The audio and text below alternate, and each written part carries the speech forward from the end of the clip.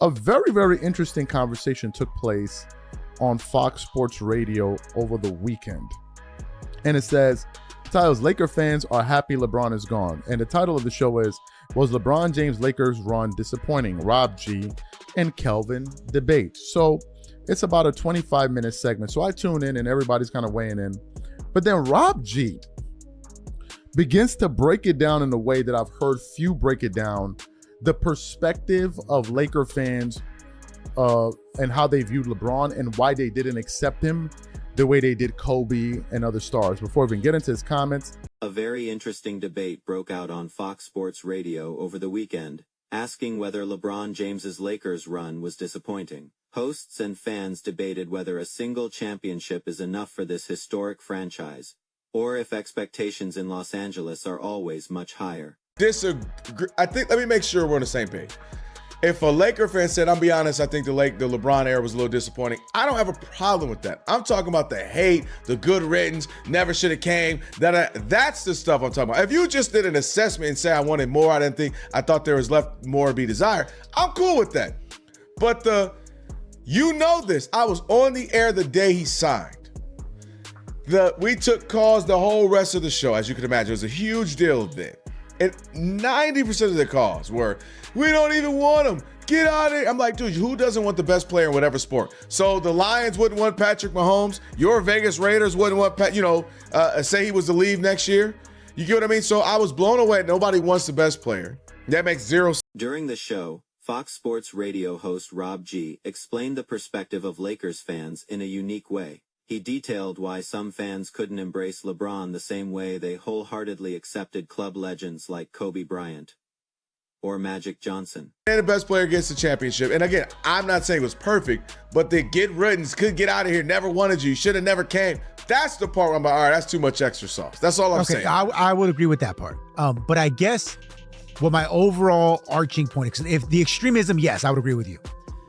But the idea that LeBron somehow saved the Lakers is crazy to me.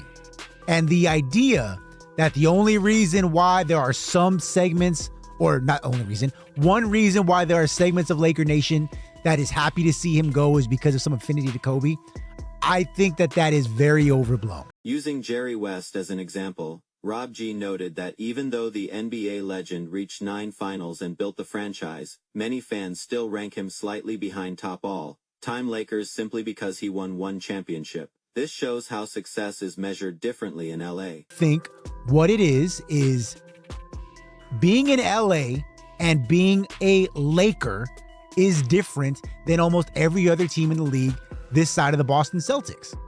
When you are a Laker and you go down the pantheon of great Lakers, winning 1 is like the bare minimum.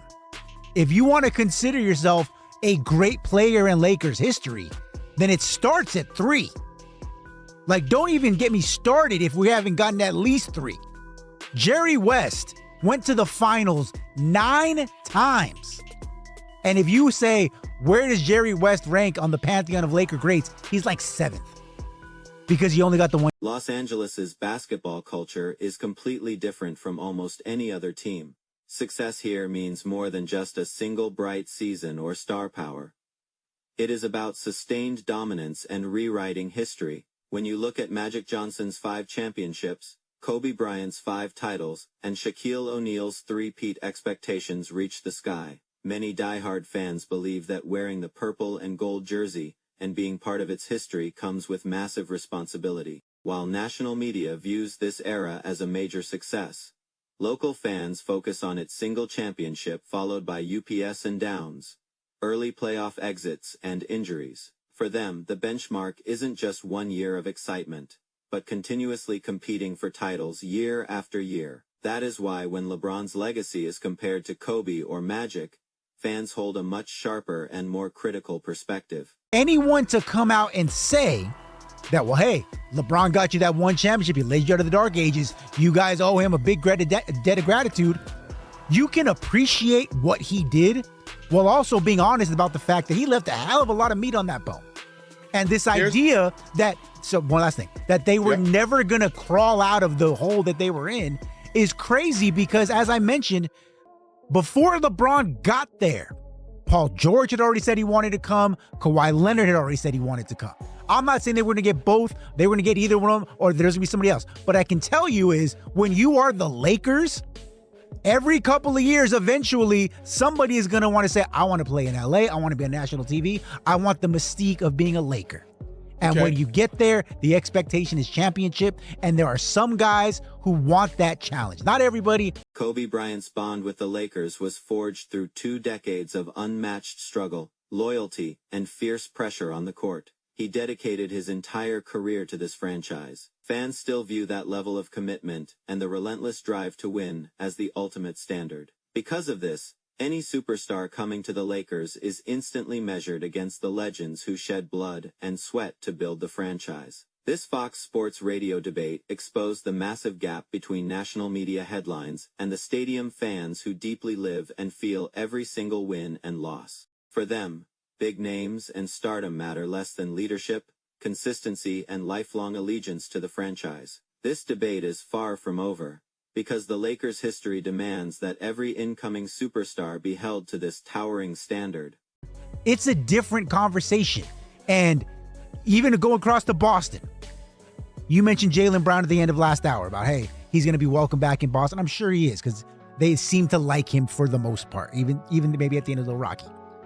But Brad Stevens knows that we are not in the business in Boston of just being competitive.